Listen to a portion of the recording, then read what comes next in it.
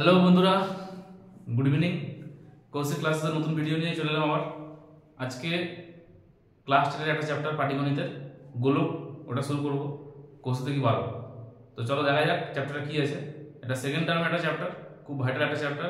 Second term পরীক্ষা এখান থেকে কোশ্চেন আসেই, আর ফাইনালেও কিন্তু আসে।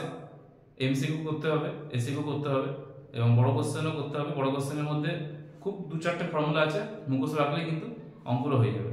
তো আগে আমি ফর্মুলাটা দুটো বলে দিচ্ছি, তারপর অঙ্কটা শুরু করবো। চলো দেখা যাক। গোলক চ্যাপ্টার 12। এখানে বেসিক্যালি গোলক মানে তোমরা জানো যে গোল টাইপের কোনো জিনিস, ঠিক আছে, এটা গোল টাইপের জিনিস। এবার এটা ফাঁপা হতে পারে অথবা সলিড হতে পারে। যেমন ধরো ফুটবল, ভিতরে হাওয়া থাকে, বাচ্চাদের যে বলগুলো সেগুলোর ভিতরে হাওয়া থাকে। কিন্তু যদি সলিড হয় তাহলে আবার তার ফর্মুলা আলাদা হবে। বেসিক্যালি এখানে যা অঙ্ক হয় সব কিন্তু ফাঁপা গোলকের ক্ষেত্রেই অঙ্কগুলো হবে। এখানে এর বাইরের দিকে একটা ক্ষেত্রফল আছে, মানে ধরো বলটার উপর দিকে তো একটা সারফেস আছে, মানে বলের উপর দিকটা একটা চামড়া আছে, তো সেটাকে কি বলবো? ক্ষেত্রফল। আর বলের ভেতরের যে জায়গাটা সেটাকে বলবো কি? আয়তন। দুটো ফর্মুলা বেসিক্যালি ইউজ করি আমরা, আরো আছে কিন্তু এই দুটোই ইউজ হয় বেসিক্যালি। তাহলে একটাকে বলে বক্রতলের ক্ষেত্রফল। বক্রতলের ক্ষেত্রফল কত? 4πr²। আর একটা হচ্ছে আয়তন। আয়তন মানে 4/3 πr³ এটা হয়। এই দুটো ফর্মুলা তোমরা জেনে রাখো, তারপর অঙ্ক করতে করতে লাগলে সেটাই বলে দেবো। তো চলো 1 নম্বর কি অঙ্ক আছে দেখো বইতে। 1 নম্বর যেটা বলেছে সেটা বলেছে একটা গোলকের ব্যাসার্ধ বলে দিয়েছে 10.5 সেমি হলে তার সমগ্রতলের ক্ষেত্রফল কত হবে। দেখো ইজি, যেহেতু ব্যাসার্ধ বলে দিয়েছে, ব্যাসার্ধ কোনটা? এই সেন্টার থেকে যদি কিছু দাগ, তাহলে সেন্টার থেকে দাগ দেওয়া মানে একদিকে সেটাকে বলা হয় ব্যাসার্ধ বা আর ধরা হয়। তাহলে দেখো ব্যাসার্ধ কত বলেছে? 10.5 সেমি। বার করতে বলেছে সমগ্রতলের ক্ষেত্রফল। আচ্ছা, বক্রতলের ক্ষেত্রফল জানো, আবার এটা লেখা হয়নি। সমগ্রতলের ক্ষেত্রফল বললেও একই ফর্মুলাই হবে। তাহলে ব্যাসার্ধ বলে দিয়েছে, তাহলে সমগ্রতল কত হবে? সমগ্রতলের ক্ষেত্রফল এই ফর্মুলাটা আমাদের হয়ে যাবে 4πr²। তাহলে 4 পাই হলো যেহেতু 22/7 আর r এর ভ্যালু হচ্ছে 10.5, তার মানে 10.5 এর হোল স্কয়ার। তাহলে এবার আমরা ক্যালকুলেশন করব, এটাকে কাটাকুটি করে অ্যানসার আমরা পেয়ে যাব। ঠিক আছে, এই গেল অঙ্ক। আচ্ছা, ক্যালকুলেশনটা করে দিচ্ছি প্রথমেরটা। তো 10.5 এর স্কয়ার আছে মানে কি? এটাকে দুবার লেখা যায়। 10.5 কে দুবার লিখতে পারি আমরা। 10.5 একবার নিচে পয়েন্ট তুললে নিচে 10, আবার একবার 10.5 তুললে নিচে 10। আচ্ছা, 70 কাটা যাচ্ছে, এটা আসছে। আচ্ছা, নিচে যদি 10 রাখি তাহলে সুবিধা হবে। 10 10 is 100, নিচে 100 রাখলে সুবিধা। তাহলে আমাদের কি জাস্ট গুণটা করে দুটো নাম্বারের পরে পয়েন্টটা বসে দেবো। আচ্ছা, এটা গুণ করলে আসছে কত?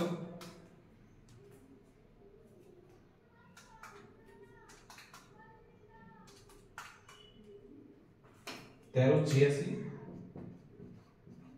এটা আসছে। তাহলে দেখো দুটো শূন্য ইজিলি কেটে যাচ্ছে, তাহলে এটা পেয়ে যাচ্ছি। তাহলে এত বর্গ সেমি, তাহলে এত বর্গ সেমি আমাদের অ্যানসার। একটা দেখো তোমরা, এই বেসিক্যালি দুটো ফর্মুলা দিয়ে অঙ্ক হবে। সমগ্রতল করলে এটা হবে, যদি বলে বক্রতলের ক্ষেত্রফল তাহলেও সেই 4πr²। আর যখন বলবে যে ভেতরের আয়তন কত বা কত ঘন সেমি লোহা আছে, কত ঘন সেমি জায়গা রয়েছে, এরকম যদি বলে তখন আমাদের আয়তন বলে যাবে। আরেকটা জিনিস বুঝবে, দেখবে কোশ্চেনের মধ্যে ঘন সেমি কথাটা থাকবে। ঘন সেমি কথার মানেই হচ্ছে আয়তন, কারণ এখানে হচ্ছে মাথায় কত আছে? 3 আছে। 3 মানে কি? ঘন। আর 2 মানে কত? বর্গ। বর্গ ডেসিমিটার মানে হচ্ছে বুঝে যাবে যে ক্ষেত্রফল চাইছে। আর যখনই বলে দেবে যে ঘন ডেসিমি, তখনই বুঝতে হবে যে আমাদের আয়তন বলছে। আচ্ছা, তাহলে আমাদের একটা হয়ে গেল।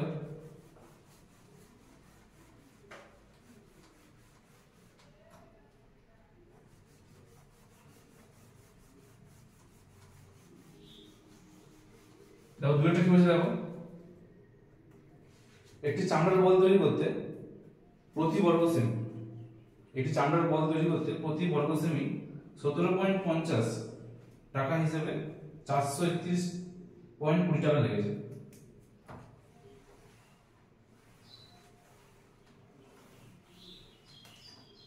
ঠিক আছে, বলেছে চামড়ার বল তৈরি করতে 17.50 টাকা হিসেবে 431 টাকা। একটা বল আছে এরকম, ঠিক আছে, বলটাকে তৈরি করতে হচ্ছে। কত বলেছে যে প্রতি বর্গ সেমি, ধরো এটা একটা 1 বর্গ সেমি, এটা 1 বর্গ সেমি, এটা নিয়ে 2 বর্গ সেমি, এরকম করে করে করে পুরোটা তৈরি করতে এই 1 বর্গ সেমিতে খরচা কত হচ্ছে? 17.50 টাকা। এই 1 বর্গ সেমির জন্য, পুরোটা নয়, পুরোটা তৈরি করতে কত হচ্ছে? পুরোটা তৈরি করতে খরচা হচ্ছে 431.20 টাকা। এটা ধরা হয়েছে। তাহলে আমি ঘুরে লিখতে পারি যে 17.50 টাকা খরচা হয় 1 বর্গ সেমিতে। ঠিক আছে, তাহলে 1 বর্গ সেমিতে কত খরচা হয়? এত টাকা খরচা হয়। এত টাকা যদি খরচা হয় 1 বর্গ সেমিতে, তাহলে এত টাকা খরচা হবে কোথায়? 431.20 টাকা খরচা হবে কোথায়? তো 431.20 কে 17.50 দিয়ে ভাগ করে দেবো, তাহলে বুঝে যাবো যে মোট কত বর্গ সেমি বলটা আছে। ঠিক আছে, এটা কিন্তু ঘুরিয়ে করছি আমরা, এটাকে আমরা বার করে নেবো কি? তাহলে আমরা এটা বর্গ সেমি মানে কি বলেছি? বর্গ সেমি মানে হচ্ছে ক্ষেত্রফল, তাহলে ভাগ করে দেওয়া মানে আমি কিন্তু ক্ষেত্রফলটা পেয়ে যাবো। তাহলে এটাকে যদি এটা ভাগ করি তাহলে আমি বলটার ক্ষেত্রফল কত পেয়ে যাবো। তো দেখো কত আসছে এটা,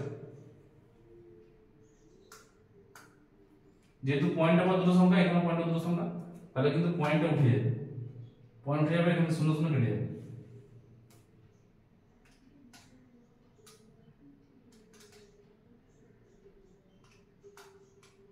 (24.64) এত বর্গ সেমি বা সেমি স্কয়ার এটা লেখা। তাহলে তখন আমরা কিন্তু পেয়ে গেলাম কি? বলটা ক্ষেত্রফল। এবার দেখো আমাদের ক্ষেত্রফল পাওয়া গেল, আমরা জানি যে ক্ষেত্রফল হচ্ছে কি 4πr²। তার মধ্যে 4πr² সমান কত? 24.64। তাহলে এবার তোমরা ইজিলি আমরা আর বার করতে পারবো। এখানে চেয়েছে কি? বলটা ব্যাসার্ধ, তাহলে আমাদের ব্যাসার্ধ বার করতে হবে। আগে ব্যাসার্ধ বার করবো, তাহলে এখানে আমাদের 4 × 22/7 × r²। এটা 24.64 কে পয়েন্টটা তুলে দিলে কত হবে? নিচে 100। এখানে তো r² থাকছে, তাহলে এই 7টা গুণে ছিল, ভাগে ছিল, ভাগ থেকে গুণে আসবে, আর 22 আর 4টা কোথায় যাবে? তলায়। তাহলে এটা ক্যালকুলেশন করলে আমাদের অঙ্কটা হয়ে যাচ্ছে। সেটা তাহলে আসছে কত?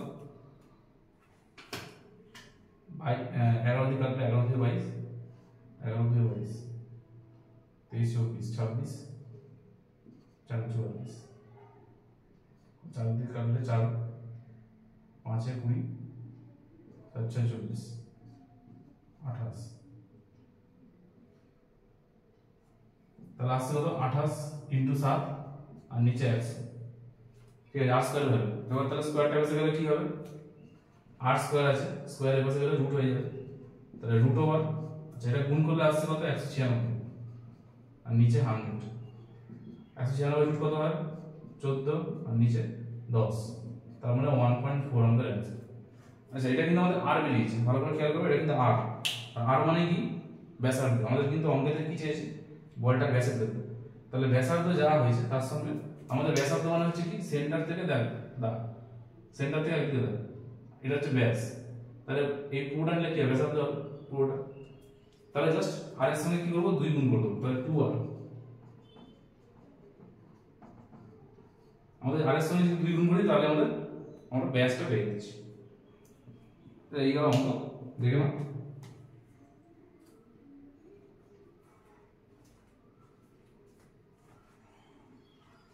তাহলে পয়েন্টটা আসবো 3 নম্বরে।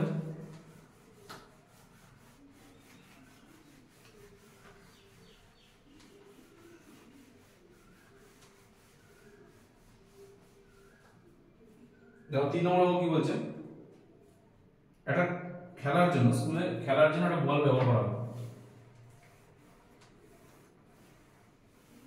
স্কুলে খেলার জন্য যে বলটা ব্যবহার করা হবে তাতে তার ব্যাসার্ধ বলে দিয়েছে 7 সেমি। তার ব্যাসার্ধ হলো 7 সেমি। এটা তাহলে বল আছে, বলটা ব্যাসার্ধ, ব্যাস নয় কিন্তু পুরোটা হচ্ছে 7 সেমি। তাহলে আমাদের কিন্তু ব্যাস নিয়ে কাজ হবে, ব্যাস 7 সেমি হলে ব্যাসার্ধ কত হবে? আমাদের সবসময় কিন্তু ব্যাসার্ধ বার করতে হবে, নাহলে কিন্তু আমাদের অঙ্ক পাবো না। আমাদের যদি ব্যাস যদি 7 সেমি বলে তাহলে ব্যাসার্ধ কত? ব্যাসার্ধ সবসময় ব্যাসের অর্ধেক হয়, তাহলে 7 এর অর্ধেক কত? 7/2 এত সেমি, তাহলে এটা হচ্ছে ব্যাসার্ধ 7/2। আর কত বলছে কি বলটিতে কত ঘন সেমি লোহা আছে। দেখো আমি আগেই বলেছি ঘন সেমি যখনই বলবে তখনই তোমরা বুঝে যাবে যে আয়তন বলছে। তাহলে দেখো ওখানে কিন্তু আয়তন বার করতে হচ্ছে, কারণ বলে দিচ্ছে যে বলটাতে কতটা লোহা রয়েছে, কত ঘন সেমি লোহা রয়েছে। তাহলে আমরা জাস্ট কি করবো, বলের আয়তন বার করবো। তাহলে বলের আয়তনের ফর্মুলা তোমরা জানো কি? আয়তন 4/3 পাই আর কি, তাহলে 4/3 লিখবো 22/7, আর ভ্যালু কত? 7/2। তাহলে 7/2 কে আমরা 3 বার লিখে দেবো, 7/2 7/2 আর 7/2। তাহলে এটা আমরা ক্যালকুলেশন করলে কিন্তু নিজেরই অ্যান্সার পেয়ে যাবে। আমি আর করছি না, নিজেরই ক্যালকুলেট করে অ্যান্সারটা বার করে নেবে। 7 কেটে যাচ্ছে, 2 দিয়ে 11 কেটে যাবে, আর বাদ বাকি যা থাকবে গুণ করতে হবে উপরে, দিয়ে নিচে ভাগ করে দেবো, আমাদের অ্যান্সার পেয়ে যাবে। এটা হলো 3 নম্বরটা। এবার চারেরটা কি বলেছে? চারটা হচ্ছে এক জায়গায় অঙ্ক একটা 28 সেমি দৈর্ঘ্যের ব্যাস বিশিষ্ট। তার আগে ব্যাস বলা যাবে না, আমাদের আগে ব্যাসার্ধ বার করতে হবে। যখনই দেখবে যে ব্যাস বলে দিয়েছে তখনই জানবে যে আমাদের ব্যাসার্ধ বার করতে হবে। তাহলে দেখো ব্যাস বলেছে কত? 28 সেমি, ব্যাসটা হচ্ছে 28 সেমি। তাহলে ব্যাস যদি 28 সেমি হয় তাহলে ব্যাসার্ধ কত? ব্যাসার্ধ হচ্ছে অর্ধেক, 28 এর অর্ধেক হচ্ছে 14 সেমি হয়ে গেল। বলেছে এই ব্যাস এই বলটাকে জলে যদি ফেলি তাহলে কতটা জল অপসারিত হবে। আচ্ছা ধরো একটা জলের একটা গামলা ছিল, ঠিক আছে, জলের গামলা ছিল। তাহলে এবার এর যে আয়তন আছে, এই বলের যে আয়তন, বলটা যদি ফেলি আমি নিচে, তাহলে এর যে আয়তন সেই পরিমাণে জলটা কি বাইরে বেরিয়ে যাবে। ভালো করে জিনিসটা বুঝবে। এইখানে যে বলটা যদি ফেলি আমি তাহলে কতটা জল বার করবে? এই এতে ছিল তোমরা আর্কিমিডিসের সূত্রতে পড়েছো যে এর যে আয়তন আছে সেই পরিমাণে যে জল, সেই পরিমাণে জল হচ্ছে বাইরে বেরিয়ে যাবে বা অপসারিত মানে ঠেলে বার করবে। মানে ততটা জলই কিন্তু উপরের দিকে উঠবে, বা যদি ভর্তি থাকে তাহলে কিন্তু অতটা জলই আমাদের বাইরে পড়ে যাবে, বেশি পড়বে না কম পড়বে না। তাহলে আমাদের আয়তন বার করতে হবে। তাহলে বলের আয়তনের ফর্মুলা সেই একই, 4/3 পাই আর কি। তাহলে আর এর মধ্যে দেওয়া হচ্ছে 14, তাহলে 4/3 পাই 14 কিউব লিখে তোমরা কিন্তু ক্যালকুলেশন করবে, করলেই আমাদের যেটা বেরোবে সেটাই কিন্তু আমাদের আনসার। তাহলে দেখো 3 আর 4 কিন্তু সেম অঙ্ক, শুধু কথাটা একটু আলাদা বলেছে, আর কিন্তু কিছু নেই, দুটোই কিন্তু সেম। তাহলে আমরা 5টা আসছি।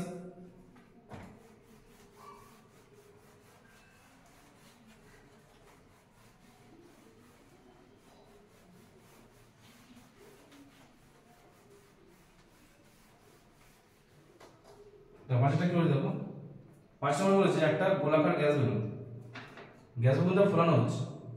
ফোলালে কি হবে? তার ব্যাস, ধরো বেলুনটা প্রথমে এরকম ছিল, পরে বড় হয়েছে।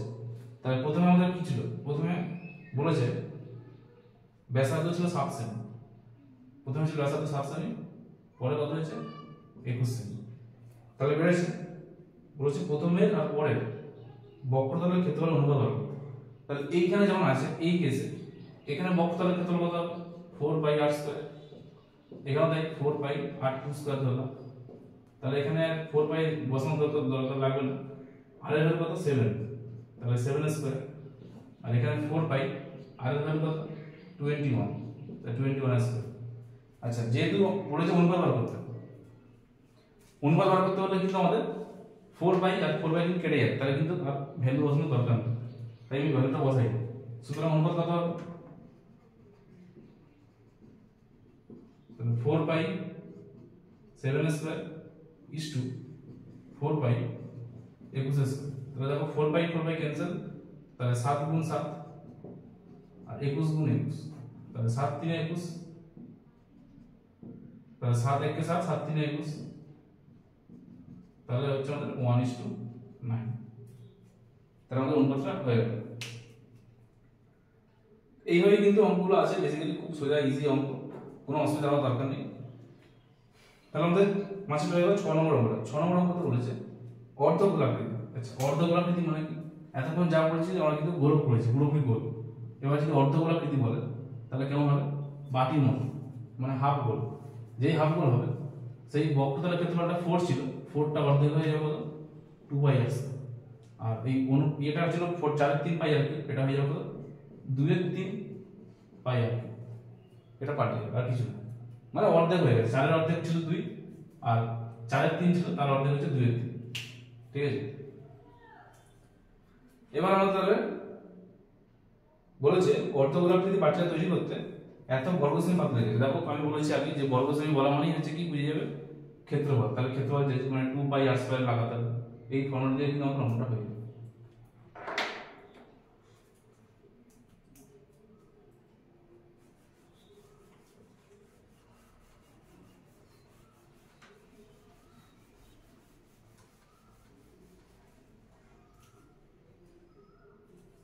আচ্ছা, তাহলে আমরা কি লিখবো, আমরা ডাইরেক্ট আমরা লিখতে পারি যে ব্যাসার্ধ ধরি r সেমি, ব্যাসার্ধ সবসময় ধরে নিতে, আমি আগের অঙ্কগুলোতে লিখিনি যদিও, কিন্তু ব্যাসার্ধ ধরে নিলে ভালো, ব্যাসার্ধ ধরে নিতে, কারণ ব্যাসার্ধ হলো চেঞ্জ হয়ে যায়, 2 কনস্ট্যান্ট, এখানে পাইও কিন্তু কনস্ট্যান্ট, কিন্তু r কিন্তু ভেরিয়েবল।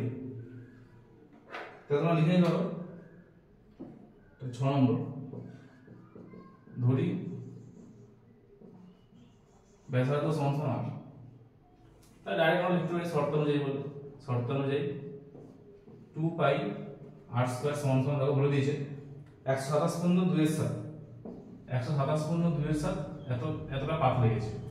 তো এটা ক্যালকুলেশন করব আমরা, 2 22 এর সাথে r স্কয়ার, এটা হচ্ছে কত 891 22 এর, ঠিক আছে, এটা আসছে। তার আর এর কত হবে, r স্কয়ার থাকছে এখানে 891 বাই 7 উপরে 7, তাহলে 7 7 কেটে যাচ্ছে, এখানে 11 থেকে কাটবে, 11 2 22, 11 8 88, 11 1 11। তাহলে দেখো r স্কয়ার আছে, স্কয়ারটা পাশে নিয়ে যাচ্ছি, তাহলে 81 আর নিচে 2 2 4, তাহলে 81 রুট করলে কত 9 আর 4 রুট করলে 2 হচ্ছে। ঠিক আছে, তাহলে আমরা পেয়ে গেলাম কত, r ইনটু 9/2। আচ্ছা, বলেছে ব্যাসের দৈর্ঘ্য, বাটির মুখে আগের, তাহলে সেই আগেরটা ব্যাস মানে আমরা জানি কি 2r, তাহলে 2 ইনটু r এর ভ্যালু কত বেরিয়েছে 9/2, তাহলে 9/2, তাহলে 2 2 কেটে যাচ্ছে, তাহলে 9 সেমি, আমাদের কিন্তু অ্যানসার হয়ে গেল।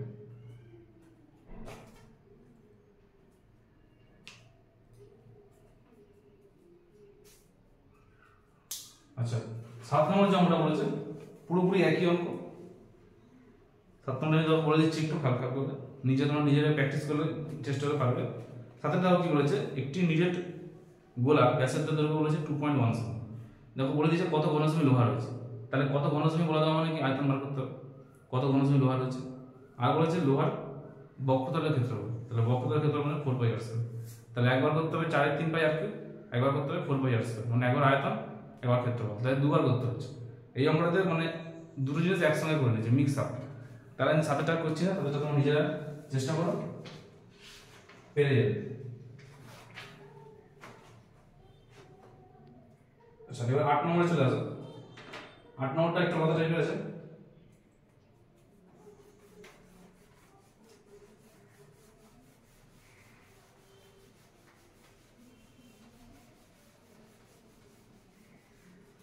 আরেকটা কি বলে দেখো, একটি নিজের গোলকে ব্যাসার্ধ বলেছে 14 সেমি, গোলকটাকে গলিয়েছে, গলানো মানে কি, আট জিনিস বলা হয়নি, গলানো মানে কি, একটা জিনিসকে গলানো মানে তার পুরোপুরি আয়তন কিন্তু পেয়ে যাবে। দেখো সোনার জিনিসকে গলানো হয়, তাহলে কি সেই সোনাটার যতটা আয়তন ছিল ততটা কিন্তু পেয়ে যাবে। গলানো মানে কিন্তু শুধু উপরে ক্ষেত্রফলটা নয়, কিন্তু পুরোটাই কিন্তু গলাচ্ছে, পুরো তার ভেতরে যা আছে, ধরো একটা বল, তাকে গলিয়ে দেওয়া মানে কি তার ভেতরে যা আছে সেটা তো গলে যাচ্ছে, উপরটা তো গলছেই, ভেতরের পোর্শনটাও কিন্তু গলছে, তাহলে পুরোটাই গলে যাচ্ছে মানে কি তার আয়তনটা পেয়ে যাবো। তাহলে আমাদের কিন্তু গলানো মানে আয়তন, এটা বুঝতে হবে।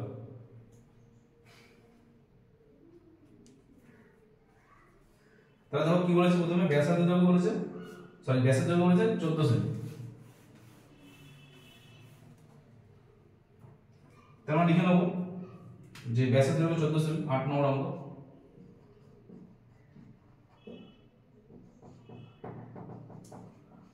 ব্যাস বলেছে 14 সেমি, তাহলে ব্যাসার্ধ কত হবে 14/2 মানে হচ্ছে 7 সেমি। তাহলে এটাকে যদি গলায়, এটাকে গলালে কি হবে, আয়তন বার করতে হবে, মানে এটা একটা গোলক ছিল বড় গোলক, সেই গোলকটাকে গলিয়েছে, এটাকে গলিয়ে কি করেছে ছোট ছোট ছোট এরকম কিছু গুলি, মানে ছোট ছোট এরকম কিছু গোলক তৈরি করেছে। এই কটা গোলক তৈরি হবে এটাকে গলিয়ে সেটা বার করতে হবে। তাহলে এর যে আয়তন আছে সেই আয়তনেরই কি গোলক তৈরি হবে, মানে সেই আয়তনের যতগুলো গোলক হয় আর কি সেগুলি হবে, সেগুলোই হবে। তাহলে আগে এর আয়তন বার করতে হবে, লিখবো কি বড় গোলকের আয়তন,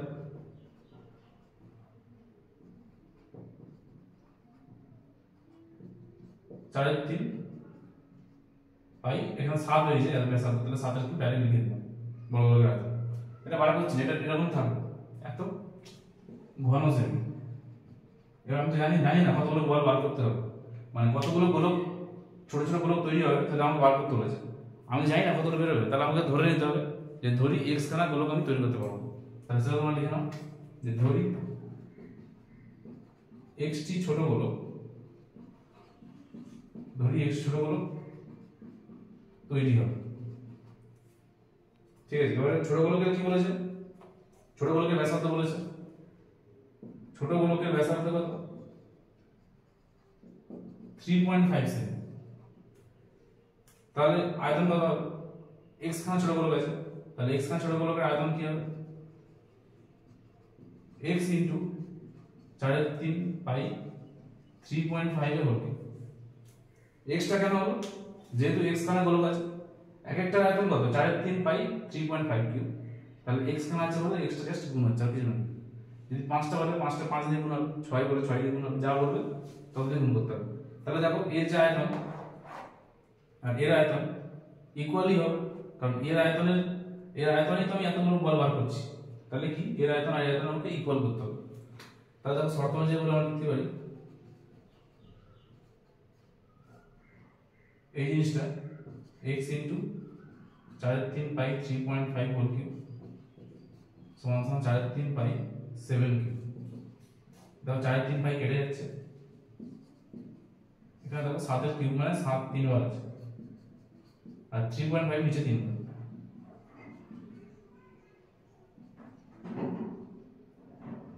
এভাবে তোমরা ক্যালকুলেশন করলে অঙ্কটা পেয়ে যাবে। অনেকগুলো অঙ্ক আছে, আজকে মতো এখানে শেষ করবো।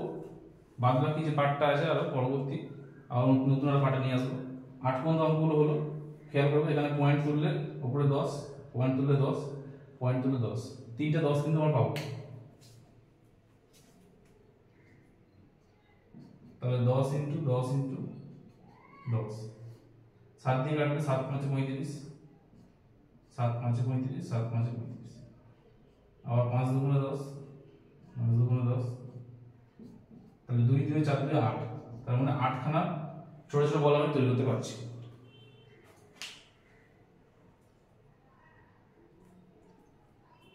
তো এই আমাদের 8 পর্যন্ত অঙ্কগুলো হয়ে গেল, আমি 8 পর্যন্ত আর করবো না আজকে। অঙ্কগুলো প্র্যাকটিস করো, খুব ইজি একটা অঙ্ক চ্যাপ্টার, কিন্তু কিছুই নেই, শুধুমাত্র আয়তন আর ক্ষেত্রফল, আর কোনো ফর্মুলা নেই এক্সট্রা, দুটো মাত্র ফর্মুলা। আর অর্ধগোলকের ক্ষেত্রে দুটো হচ্ছে, তো এই দুটো চারটে ফর্মুলা আছে, তোমরা নিজেরা করলেই কিন্তু পারবে। পরের অঙ্কগুলো প্র্যাকটিস করো, পরের অঙ্কগুলো 9 থেকে যে অঙ্কগুলো আছে 9 থেকে অঙ্কগুলো একটু আলাদা আছে, একটু আলাদা, একটু অন্যরকমভাবে করতে হবে। তো আজকে এখানে শেষ করলাম, গুড নাইট।